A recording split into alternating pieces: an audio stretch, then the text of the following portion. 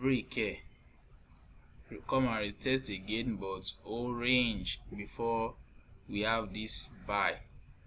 Yes, marking this previous high is correct, but me like you ìtàn mark yìí. Ẹ jẹ́ ká mark yìí tí ó clear, ká má mark yìí tó wà clumsy. It's just for our own good. Though a ṣì máa pàdé market tó rí báyìí, but for starting ẹ jẹ́ ká máa make sure pé à ń search fún èyí tó clear dáadáa, tẹ́ pa fúnra wa gan lè rí pé okay kíní ó break previous high lọ sí òkè, ó dé retrace padà wá sí ìsàlẹ̀. Irú eléyìí báyìí sí ó máa confuse wa, gan. So irú eléyìí báyìí mi ò gbà wọlé, this is wrong. And this one, no, this one is not it as well. Eléyìí kì í ṣe eléyìí tẹ ìyá yìí ń sìn, ó wà ní under support and resistance concept. Concept yẹn la máa bọ́ sí nígbà tá bá ti parí market structure. Ṣé rí nǹkan tó yẹ kẹ́ yà ń bì, òun ni òkè lè. Ṣé rí pé high lélẹ̀, price ṣe higher low, ó dẹ̀ push lọ sókè, ó retrace wá sísàlẹ̀. Tẹ́ bá mark bí báyìí sìn, ẹ máa rí pé díẹ̀ ló kù tó máa fi dé bí. So eléyìí túmọ̀ sí pé kò dé point of interest wa. So irú nǹkan tí mo fẹ́ kẹ́ yà ni eléyìí náà báyìí sìn ó wrong, eléyìí náà wrong, kò clear, pé kò clear dáadáa. So ó wrong.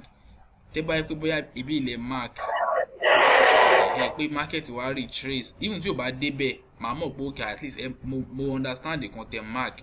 So eléyìí náà báyìí sìn, eléyìí náà wrong, eléyìí náà wrong. Mẹ́tẹ̀ẹ̀ta tẹ send ó wrong, mẹ́tẹ̀ẹ̀ta tẹ send ó wrong, mẹ́tẹ̀ẹ̀ta tẹ send ó wrong.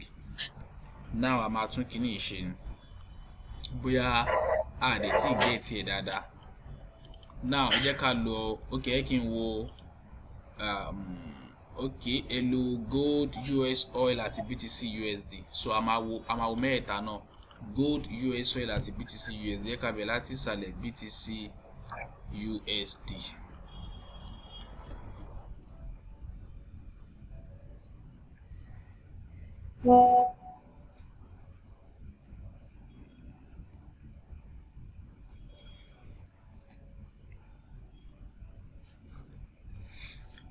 BTC USD. So jẹ́ kí n clear nǹkan tó wà níbí. Let me use another chart.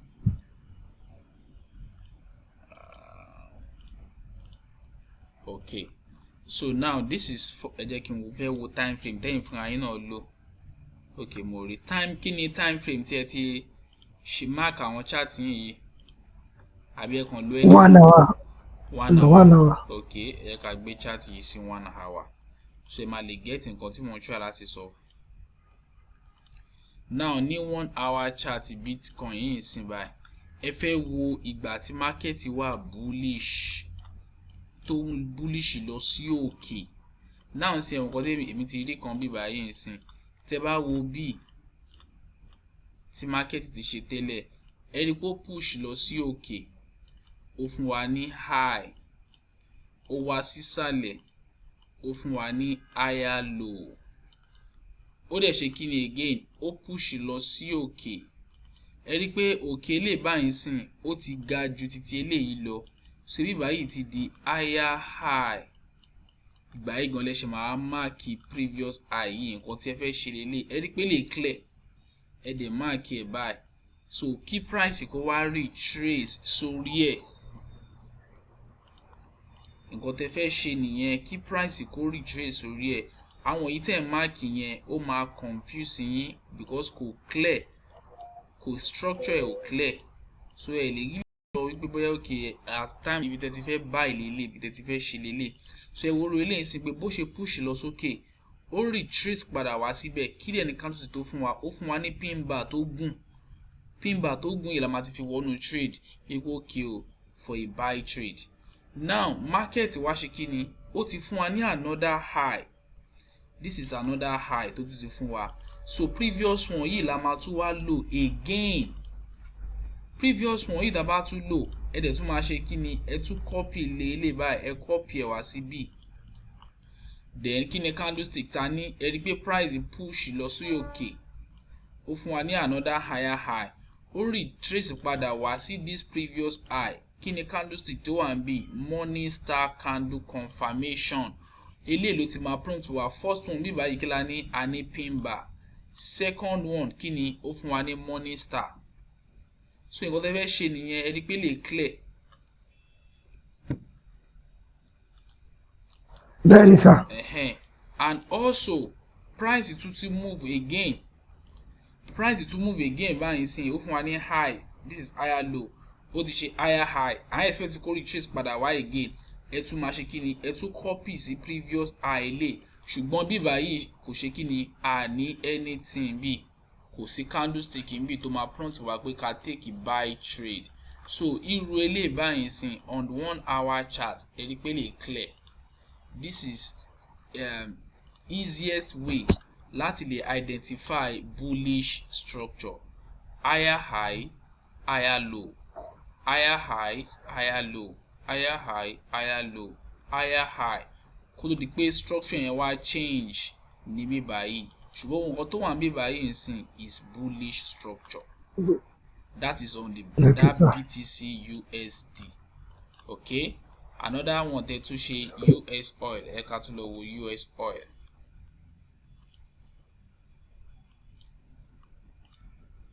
US oil, sorry. 1 hour chart. Trend ilé ìsàlẹ̀ ló ń lọ, trend tó ń lọ sí òkè òun ni a fẹ́ wá. Now ọwọ́ bíbá yìí gan ṣẹ́gun mo ti rí nǹkan tí mo need. Ẹ rí pé bíbá yìí ó bullish dáadáa, price lọ sókè. But ẹ wá fẹ́ mark levels tọ̀dọ̀ títí even láti ìsàlẹ̀ bí price push lọ sókè, ó wá sísàlẹ̀, ẹ fẹ́ mark bí. Now irú eléyìí sin ẹ rí pé price ò wá sísàlẹ̀ ń bẹ, ó túmọ̀ sí pé a lè rí trade take bí nìyẹn. Then ó fún wa ní this another high. Ó fún wa ní this another high. Another high yìí la máa wá mark. A tún máa mark because a rí opportunity bí báyìí. A dẹ̀ mark eléyìí. Kí ni nǹkan tó ṣẹlẹ̀ ń bí? Price to break again. Kí ló padà wá ṣe? Ó padà wá drop sínú bẹ̀. Ìgbà tó drop síbẹ̀, ẹ rí pé ó fún wa ní candlestick pin bar. Àkọ́kọ́ ní pin bar bearish color, ó tún fún wa ní pin bar bullish color again. Tó ti máa ṣe kíni? Tó ti sọ fún wa pé okay o, a lè take buy trade. A máa mú buy tools wa. Ó sọ fún wa pé ká máa target ×2. Ẹ rí pé market yìí ó push ní ×2. Now ẹ jẹ́ ká wo continuation yẹn náà, ṣó fún wa ní nǹkan yẹn, but no kò fún wa. Àmọ́ tá bá mark ẹ̀ báyìí,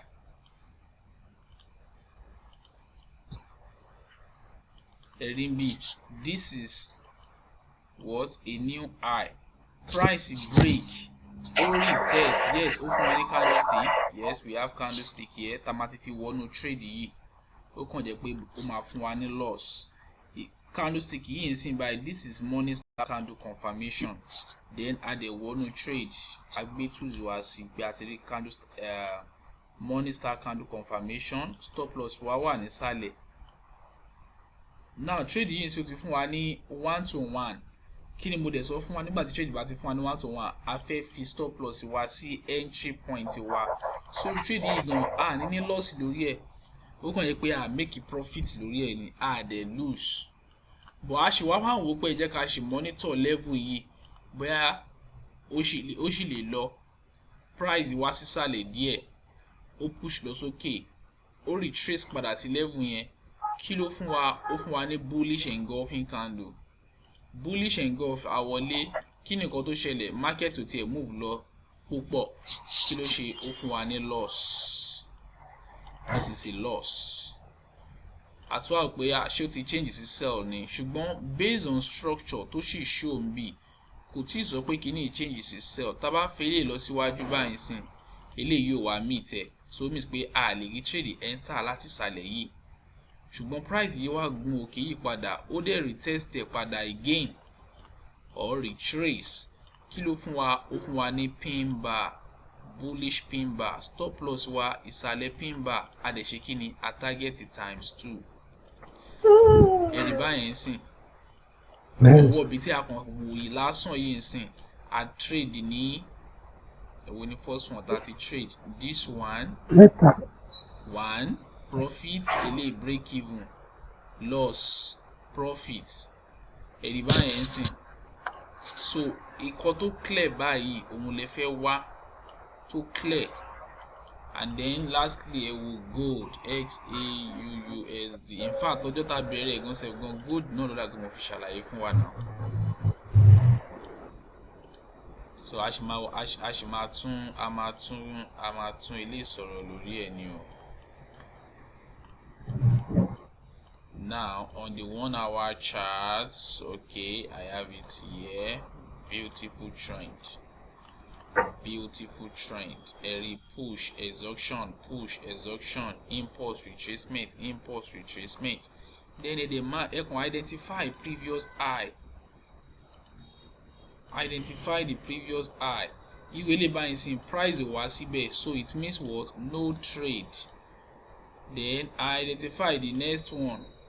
Kí ló ṣẹlẹ̀? Price fún wa ní candlestick tá lè fi enter trade.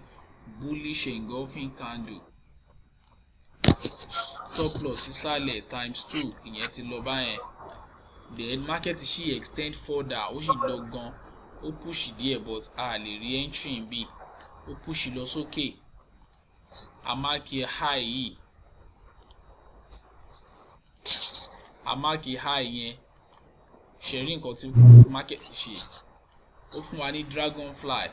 Then after bullish candlestick ó push lọ sókè, ó tún padà wá sí level yẹn náà, ó fún wa ní pin bar. So ìwò ilé báyìí trend tó clear yìí lẹ́tí ẹ̀ kọ́kọ́ fẹ́ bẹ̀rẹ̀ náà pẹ̀lú ẹ̀ tó clear tẹ́yìn fúnra yín máa lè sọ pé àkíní ó ń lọ sí òkè. So báwo mo ṣe wá fẹ́ identify àwọn series of highs láti lè wá mark tí máa lè fi enter trade opportunity. Irú àwọn ilé náà ń sìn, tẹ́ bá wo trend yìí ń sìn, high lélẹ̀. So ẹ jẹ́ ká connect ẹ̀ wò bí ó lè fún wa ní trade opportunity. Yes, ó lè fún wa pé ó retrace padà wá sí level yẹn, price bounce padà lọ sí òkè. Ilé náà ńkọ́, price retrace padà wá sí level yẹn, ó bounce lọ sókè. So a máa ti rí trade opportunity bí, and also tá bá mark eléyìí náà, kí ló ṣe? A máa rí trade opportunity bẹ́ẹ̀ yẹn náà. Tá bá mark eléyìí náà ńkọ́, eléyìí ò fún wa ní trading opportunity. Ibi tó ti wá tá ti wá rí opportunity lélẹ̀. So nǹkan tó clear báyìí lè fẹ́ mark, òun la fẹ́ mark. So ẹ jẹ́ ká nǹkan tún ṣàlàyé ẹ̀ fún wa sí. Now tí market bá move lọ sókè, a fẹ́ rí kó máa move ní waves, higher highs, higher low. Ṣẹ́rí first thing ni pé tá bá ti lè easily identify ilé, kódà soft la fi máa mark previous high wa tí ò tiẹ̀ ní gba stress rárá. Ṣùgbọ́n tá bá ti lè rí nǹkan báyìí lójú chart wa, ẹ change chart yẹn, kò ṣe dandan kó jẹ́ pé ẹ fẹ́ analyze chart BTC. Tó bá yẹ pé bí Ethereum ló ń fún yín ní nǹkan tẹ́ fẹ́ rí, ẹ mark lórí Ethereum, kò ṣe dandan kó jẹ́ BTC, kò ṣe dandan kó jẹ́ US oil. Tẹ́ ẹ bá rí dáadáa lórí US oil, ẹ lọ check chart mi tó ń show ẹ̀ dáadáa fún yín, because ibi tẹ́ ti fẹ́ bẹ̀rẹ̀ ní nǹkan tó clear. Tẹ́ bá bẹ̀rẹ̀ nípa nǹkan tó fúnjú pọ̀, àti lè easily identify àwọn levels yẹn ó máa le fún wa. Tá bá dẹ̀ fẹ́ bẹ̀rẹ̀ sí ní wá máa trade, ó máa le náà fún wa. So ẹ ká máa identify yìí tó clear. Tá bá ti identify ẹ̀ báyìí, àwọn previous high yìí ohun gbogbo la fẹ́ wá lò. Previous high yìí la fẹ́ lò. Àmọ́ a fẹ́ wá máa mú rectangle tools wa láti mark ẹ̀ báyìí. Epo kìkì price retrace lé lórí, ká dẹ̀ buy, ká mú eléyìí náà, ká mark ẹ̀, kí price retrace lé lórí, ká buy. Èyí tí price ò bá ti retrace lé lórí, kò ní dìgbà à ń chase ẹ̀, a máa filẹ̀. Epo kì í mú lè rí trade enter ń bí. So nǹkan tá fẹ́ rí leléyìí, uptrend báyìí la fẹ́ rí. Ẹ jẹ́ ká wá examples. Today's class will just be on examples. Ká wo live example, ká kàn máa ya kíní fún wa. Okay, àti wo gold. Ẹ jẹ́ ká wo Okay, ẹ jẹ́ ká wo US 30. This is under Indices market. So ẹ má lè mọ̀ pé okay àwọn kìíní náà kò ń ṣe pé bóyá inú forex or kìíní nìkan ló wà. A lè trade wọn náà nínú other forex market or trading financial market rather. Let's check. So tẹ́ bá rí pé okay trend kan tẹ́ ń wá kò fún yín trend kan tẹ́ ń wá o, ẹ máa switch kúrò lórí ẹ̀, but now we still looking fẹ́ wò tí bá rí nǹkan tí mo fẹ́ ń bẹ̀. Okay, iye àárín bíbá ti market yìí ti trend dáadáa yìí nsìn, mo rí nǹkan tí mo fẹ́. Ẹ rí higher high, higher low, higher high, higher low, higher high, higher low, higher high, ilé wa ṣe deep higher low before kó tó continue láti máa lọ ní bullish. So nǹkan tẹ́yìn kan fẹ́ ṣe ni pé ẹ fẹ́ mark àwọn previous high yẹn. That is just nǹkan tá fẹ́ ṣe. A fẹ́ mark bí I expect kí price wá síbí padà ṣùgbọ́n kò wá síbẹ̀, so it means a lè rí trade taking bí. This is another one here.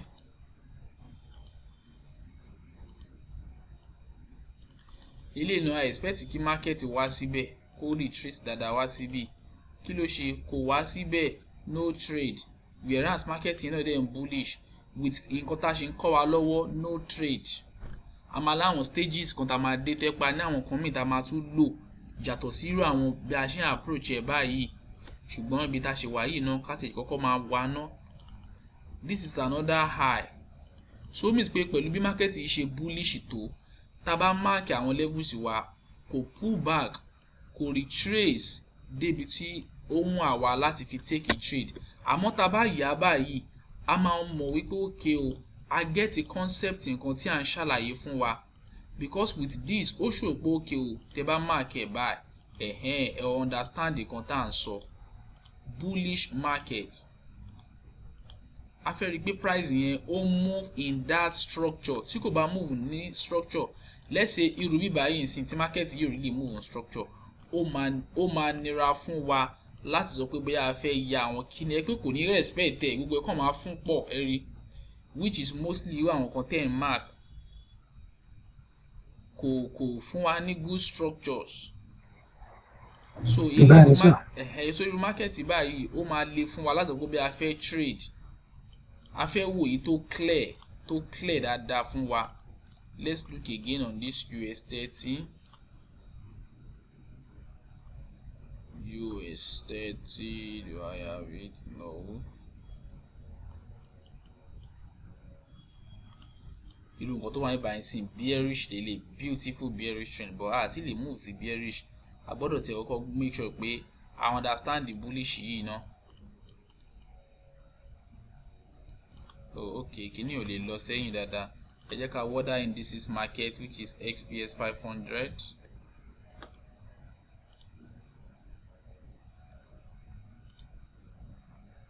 SPX 500, it's cap. Okay, bullish. Do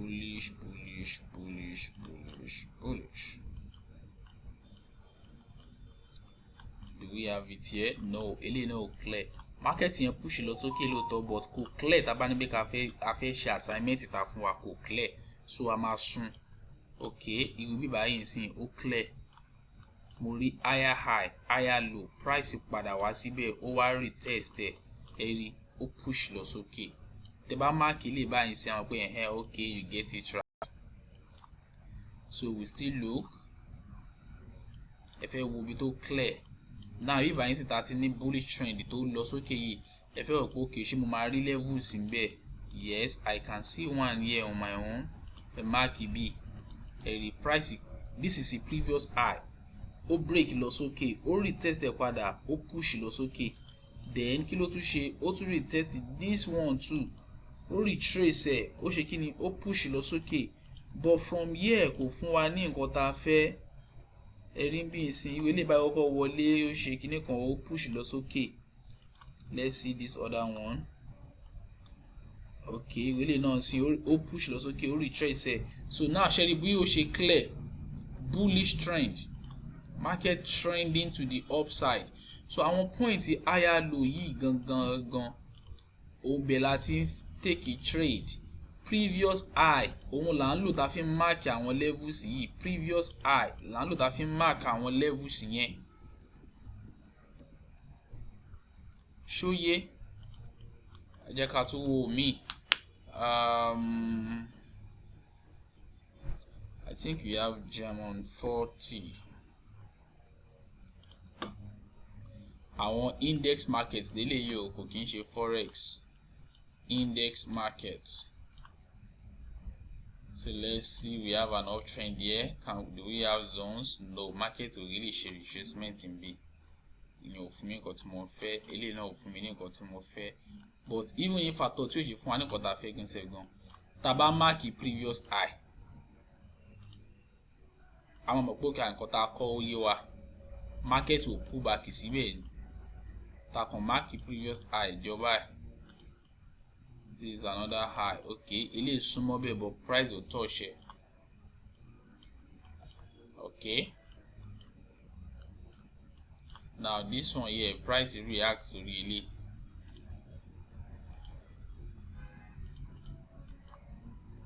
The push retracement. A mark eléyìí náà, kí ló ṣẹlẹ̀, price retrace síbẹ̀, ó kàn continue láti máa push lọ. So nǹkan tá fẹ́ ṣe òun gangan lélẹ̀. Àbí kí ni nǹkan tẹ́yin rò pé bóyá ó ń fún yín difficulties. Okay, àwa yòókù gan tẹ̀ ti join. Welcome. But I'm not seeing our assignment. Kí ló dé? Mr. GK, Mr. Tony. Mr. Tony here, join last class. Ẹ má bínú. Schedule mi tight gan. Okay. So, and I'm try to adjust so that minimum miss much of the classes, even with the assignment as well. So, but more àwọn replay video yẹn. So, àwọn kan dẹ̀ yé mi. Àti wá lè ọwọ́ yẹn láti ṣe náà ni the major issue, but I'm really enjoying it and I'm getting it. But I know you really want us to do it practically. Yes. I believe most people are also in my shoes. We are following you. Repetition is actually the mother of skill. So I do believe the more we see you do it, the more we all can, grab it. So you are doing a good job. Thank you. All right. Okay, Mr. GK Oba.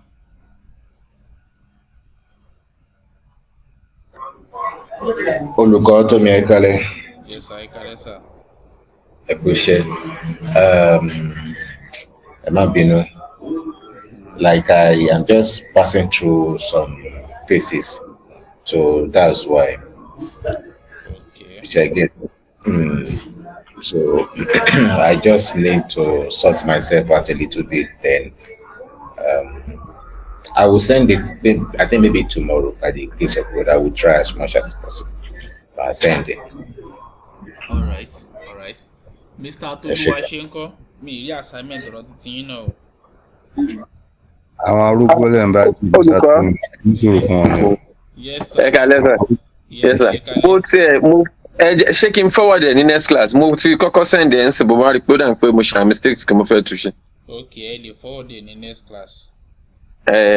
Lágbára lọ́nà by next class ẹ bá bá máàkì. Okay.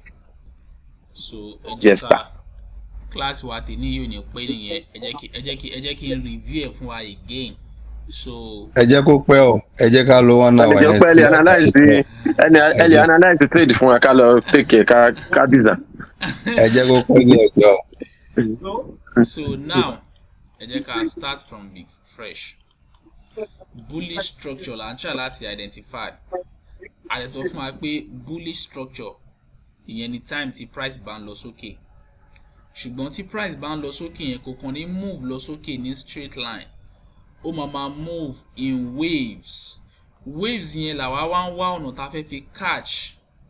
Price will be moving in waves. Waves yẹn là ń wá ọ̀nà láti fi catch. And ẹ mọ̀ pé there's always a saying in trading tó máa sọ pé buy low and sell high. So when the market is bullish, we want to buy low. We want to buy at a lower price. And lower price yẹn òun ni àwọn point higher low wa. our higher low point, higher low, àwọn bíbá yìí gangan láti fẹ́ máa take a buy trade, because when we take a buy trade here, òun ló máa ń lead sí impulsive move. That is when the buy is about to get started. A fẹ́ buy somewhere here, it is wrong here, because if we buy here, price máa reach, ó máa lọ sísàlẹ̀. It means we are buying at the wrong point. The trend is bullish, yes, but buying here is buying at the wrong point. You want to buy when the price is low. So first thing first, akọkọ need this 1, 2, we need this one 3, and we need this one 4. Láti lè sọ fún wa pé this trend is pointing up. We need 1, 2, 3, 4. These waves, we need this one. Òun ló máa lè sọ fún wa pé gbogbo àwọn ilé ìbáraẹni, assuming that we don't have all this. This is what we have from 1, 2, 3, 4. Ele máa lè show fún wa pé okay, this is bullish market. Then how am I going to take trade here? To take trade, a máa lo previous high. Now we are not using the previous low. Our higher low, we are not using it. We will get to a point where we are still going to be using higher low. But the first step first is to use our previous high. And this is our previous high right here. I'm a mark with our rectangle tools and then extend it further this way, expecting that this fourth wave still push loss. Okay, we expect it to come back down, to come and make contact with this exact same point here. So equity buying, let's say if the price here is 1,000, but we don't want to buy at 1,000, and we wait so well till price will come cheaper at maybe 200 around this point, then we now buy here. The price take us up back to maybe 1,500. We've made profit, and then we are like, okay, now the trend is still bullish because we are breaking series of previous high has been taken out. So where do we need to position ourselves again? Lati lè take a trade. We now use the recent previous high, not this one again. Eléyìí ti ṣiṣẹ́ títí ẹ̀, ó ti bá títí ẹ̀ lọ. So the new one we are to use is this one right here. So we mark our rectangle tools again and then extend it further as well. Then what we are expecting too is for price kó padà wá sí ìsàlẹ̀ yìí. If price did not come back to this point, we are not trading. That is it. That is the rule. If price fails to come back to this level, I'm not taking any trade. We have to be disciplined, and it is best tá bá kọ́ ara wa from this beginning stage, the beginner stage rather. So we want to wait for price to come here. When it now comes here, that's when you now want to pay attention to the candlesticks tí a ti ṣe. You want to pay attention to bullish candlestick that is going to prompt your decision to take a buy trade in that direction. Nǹkan tá fẹ́ ṣe nìyẹn. If you are not seeing bullish candlestick too, even when price retraces back here, kò ṣe pé instantly then price will just pull up. No, pé bá mo ti mọ̀ ó máa buy tó bá ti débẹ̀ rárá o. You still have to wait to see reason that will prompt that decision to click that buy. If there's no reason to, it means no trade. You are not taking that trade. Stage that in we should be preparing to create a demo account. No part of my give message where you should create an HFM account. So to create HFM account, on the side you create a demo account. Once Tabatile get this structure right, we will now start incorporating that. Lati le ma fi take you practice. because what's the essence of us learning how to drive without not driving? I can learn it for learning sake. So we need to put it into action. So, but before we do that, we have to get it right first. Kí ọ̀dọ́ ọmọ fẹ́ lọ wa mọ́tò ní main ó ti máa kọ́ wà ní some side ẹgbẹ́ kò sí èrò ń bẹ̀ in case tó bá yẹ kó bẹ́ẹ̀ owó ẹ̀ fẹ́ fail. But yìí báyìí ṣe tọ́wọ́ wa ò tí ì strong. We are not getting the structure right yet, and we were like, people are making money in the group now. Maybe mo ti create a live account. Let me also identify some things and trade. We will burn that account. But first thing, let us learn it first, then money after. So when the market now retraces back to this point, you still want to wait for that candle that is your last thing you want to see before you put your trigger. So now let's say we have candle confirmation here and price went up. Fine and good. And then you still now want to take another trade. Before you take another trade, this price to push it loss must have create a new high that is higher than this one. That is to still confirm to us because this trend is still bullish, because we are still creating series of higher highs. Once you see that you are not seeing higher high, just know that that structure is about to change. Maybe we have price or push loss. Okay, you can see that this is higher highs, create higher high, creating higher high, creating higher high. But now price now come to create something that looks like an equal, and our ultimate sell lati be. This is to tell you that it's like this trend is getting exhausted. Otinsu where our sellers want to come in, but we are still going to explain this for us very well when we scale through from this structural point. So after the price on shekini on creating new high, new high, new high, new high, and also we are having series of higher lows. So we want to mark the previous high, marking the previous high, marking the previous high. That is the job. Identify the structure, then mark the previous high, expecting that the market should retrace back to the previous high, and at this point we want to see candlestick that will tell us to take a buy trade. Might be our pin bar, hammer, Aramic candlestick, piercing line, bullish engulfing, and the likes. Okay, our price retrace and I saw this, then I took that trade. Not that our price is there and I take that trade instantly. No, that is wrong. The fact that price retrace here does not guarantee that it will push up. Trading it involves probability, and we want to enter into the market when we see that the probability is high. The probability that this thing is going to happen is around now maybe 0.6. That's like 60%. Like probability cannot be greater than 1. So it's maybe 0.6. Like okay, now motivate some factors in place. Price retrace, that is 1.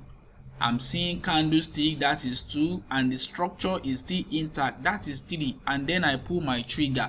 Even if that trade should hit stop loss, we'll just take it like okay, losses is inevitable in the forex market, so I will count this as a normal loss. But when the market now reaches back to that point and we just take that trade, loni loss, me do the candlestick in you, we will blame ourselves for that. All right, so now let's go back to the charts. Forex pairs now. Let's look at this one. To our location USD CHF. USDCHF. Let's take a clear chart. There are some drawings on that one.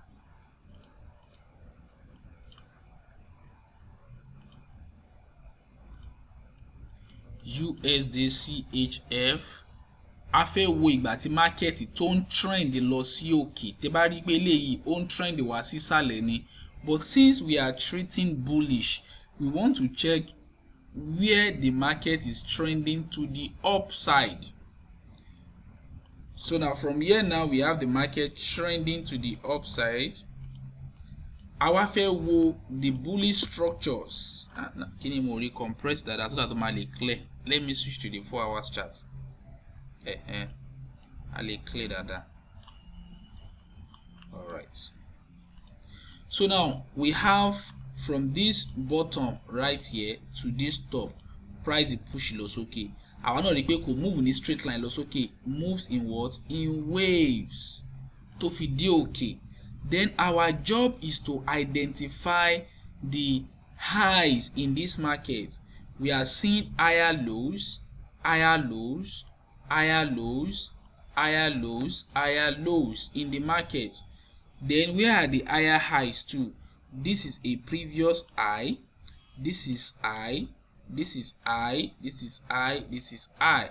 Then we just want to mark those highs and to see if market pull back there to give us a trading opportunity, marking the previous high. Marking the previous high. So now from this bottom tó ti bẹ̀rẹ̀ yìí nsìn, we will have one trade entry here. This is high. This is an high. This is a low, which is the origin. Tí mo fi sọ fún wa pé what? This is like 1, 2, this is like the 3, and now this is like the 4. Push down, push up. So let's go for any higher high that we have taken this high. As we this is bullish. Then next thing is that wait for market to come to this point. When it now come to that point, I feel pay attention to candlestick. Let me zoom it so you can see well. Candlestick to let prompt decision wa. Eriba is in. We have shooting star. We have spiny, dragonfly doji. All of these candlestick. Build up. Like okay, it's like buyers are here, but artists of market, these are candlestick that you need to wait before you take your action. And the next thing, pin bar. This pin bar will now prompt us to now pull that trigger. Then I now set my stop loss, set my take profit respectfully. Targeting ×2. Then kilo shele market moved in that direction, even beyond. Create a high to big gun. And up to this extent, it gave us what? ×4 of whatsoever we are risking. But let's just still keep ourselves to 2. Come out from our first hope yet. So now price creates this high. Okay, this is another high right here. Count this as high retracement, push. This is another retracement right here. So you can mark it where all connects together. So this is high, yes. So break a retest, but this kind of retest. Now this is another thing we need to learn. You see, this kind of retest, they are not usually strong when the retracement is too small. When the retracement is too small, the probability of such market to push is very slim. Though we have this that push to the upside, but the probability of them slim. Unlike when you have like something that is very deep like this. Really deep, but really deep.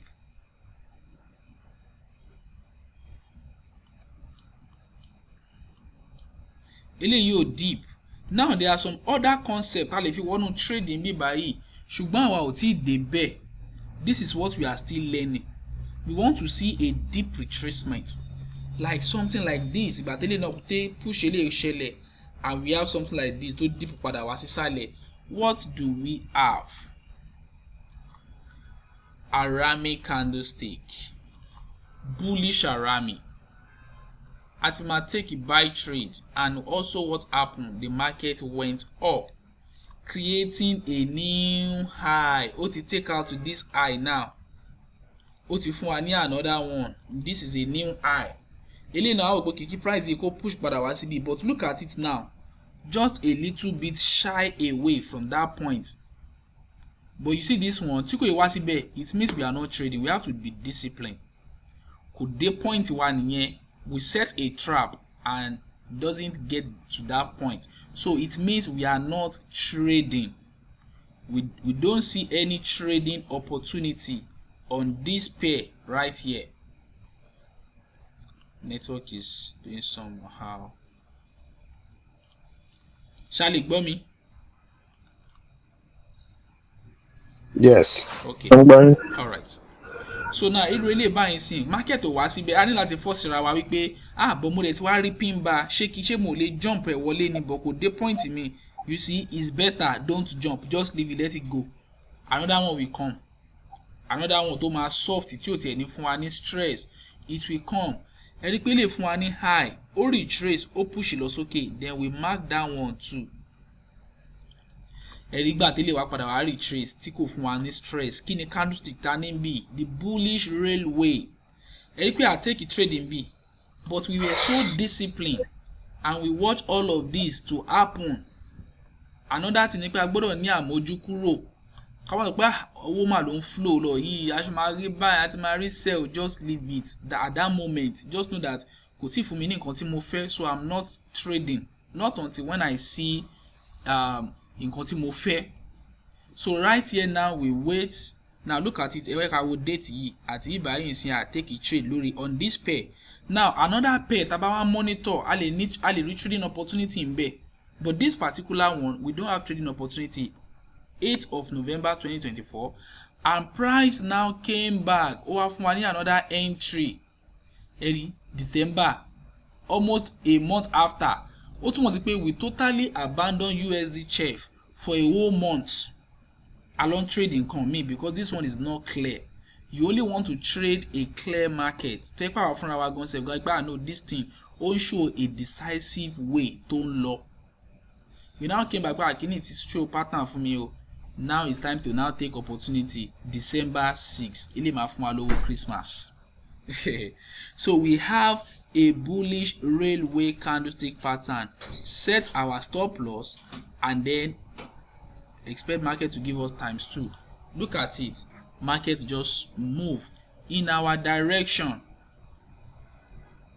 In our direction. Patience, discipline is important. Ṣẹ̀rìbá yẹn, ó take out high yìí náà, ó retrace padà dáadáa. Irú àwọn retraces might be sọ fún wa pé ká má máa lò as a beginner. This one is short, this one is still okay, but I would prefer this more. Ìwé lè tó deep dáadáa yìí. See all of this one, market máa ń bí pé ó ń wine èèyàn ni, tó jẹ́ short one like this. To look at this kind of pullback, tó pọ̀ dáadáa yìí. What do we now have here? We have the pin bar too here. Put your and set ×2 and look at it. So nǹkan tá fẹ́ try láti mark lélẹ̀, ẹ rí pé when that market is going up, you tend to make more money dáadáa, because you know the point where you want to take your decision. Time don't sell it, but you are not also interested in that sell o. In as much as I mọ̀ pé okay, but my drop will sell débi báyìí, jẹ́ kí n take opportunity sell yẹn. You don't want to take that. Ẹ̀mí ẹ̀sọ́ àgbọ̀dọ̀ lámójú kúrò. You don't want to take that sell. Just leave that aside. So this is how you identify your bullish structure and taking trade at higher low points. Higher low point, higher low. Because point higher low yẹn, ẹ rí pé bẹ́ẹ̀ láti ní that swing to the upside. Higher low, ibẹ̀ láti ní push. Kí wọ́n wá lọ́kọ́ wọ́n fẹ́ máa buy in bí price ti kọ́kọ́ fún ní loss before we do push. And before we do push gan sef gan, ó lè ti burn out account ẹ̀.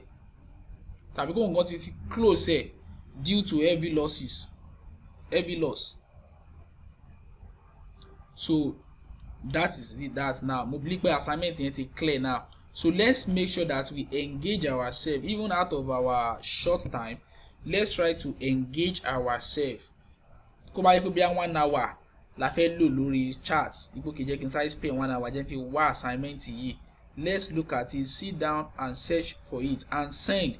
If it's not correct, we will still correct us. Okay, you should have done it this way. Ibi by loye ká gbé sí. Yẹn la fún mọ̀ pé okay, now mo ti scale kúrò bí by now. Let's move to the next one. But the back one move again to the next one, whereas this one is not yet clear. But as I understand, it is bearish. It will be difficult for us to understand bearish if we are finding this difficult. Okay. That being said, any question?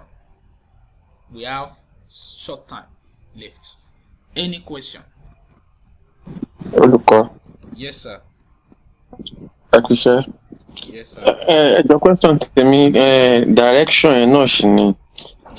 At times tá a bá wà ní bóyá time frame kan bóyá wà ní bóyá bí daily time frame ẹ lè máa rí uptrend kẹ wá switch sí ká switch sí bóyá bí 4 hours àbí 1 hour bóyá pé structure yẹn máa ti change that really máa ti lè máa ẹ lè rí break of structure ní time frame kan kẹ dé another time frame kẹ má rí break of structure àbí kí náà ń pè change of character ń bẹ̀ mọ́. Oh, my son confused me. Dear, back. Okay. Now, see, that's because now our Yokuta were online here now. See, I will see debe, but because Mr. Toluwaṣe one. Okay, see debe online, abi. Yes, I see debe online. Sorry. I see debe online. You understand? Okay. So not too complex things. The bati wasi physical class. I'm actually. Me more. I might be no colleagues. All right. Any other question, please?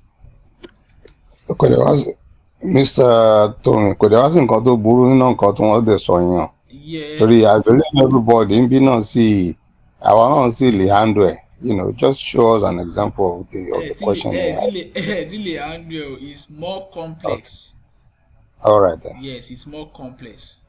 So can you be articulate through bullish structure and bearish structure? I might understand, but at least K-trade, so Oma were more complex for what? Right. But question is there a general advice? Do mo wo àwọn video mentor Allen. Okay. Wow, I've watched some videos at my leisure. He seems to recommend the way, well, according to him, he's a swing trader. He's a swing trader, and in which might relate to what Ogami Iberi is saying. Okay. Because if you are a swing trader, you don't look at those short, structures. You are looking for long term. When you are looking for the long term, you can get that structure much better. And to just pay short term trader look at Sheila. If I'm not really mistaken. Yes. So, but do you generally advise? Though it makes sense to me actually to be a swing trader rather than a day trader, or if you're a scalper, because if you are a scalper, a day trader, your mind is not always at rest. Would you screen but if you are a long-term trader, you hope for the future. By the time you've done your analysis, either technical analysis or whatever that is going on right now, around the world, like what we are seeing right now in the United States, we all know whatever our president says right now is affecting the entire market globally. Yeah. So that's part of our analysis as well. Yes. Now, how do we decide? How do we make a decision based on what is going on now and our analysis? Market jump into right now.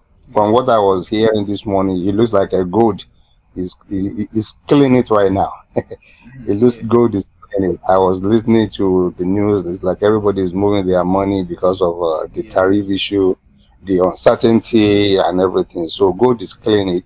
So in Lati, we are very familiar, but at the same token, one shouldn't kill himself to be looking at the screen every second, every minute, every hour. One can just shoot for a long period. It looks like that is like a general recommendation from you guys. I'll be mistaken there. Okay. So now, in terms of picking a side of what type of trader la fẹ́ pick, number one thing is that we need to look at ourselves that kí ni time tí mo lè devote to the chart. Do I have that luxury time? Ṣé mo ní time yẹn to be on my chart for hours? Now, if that question is no, then you cannot be a short-term trader, which is scalping or day trading. I have another thing I do. I have less time to spend on the chart. The best thing for you is to be a swing trader. And being a swing trader, there are time frames. There are time that you want to use on the chart. Kò sí nǹkan tó kàn yín pẹ̀lú 15-minute charts, the 30-minute charts. No. Your analysis stops on the 4 hours chart, minimum 1 hour chart. With that, ẹ máa mọ̀ pé you want to catch both short-term trend and long-term trend in the market. But if you are someone, maybe bóyá jẹ́ bí remote worker, we are working from home and we have the time to spend on our chart, yes, you can day trade. You can day trade. Kò sí ìtí kò wà okay ń bẹ̀, but it's all boils around our availability, our time.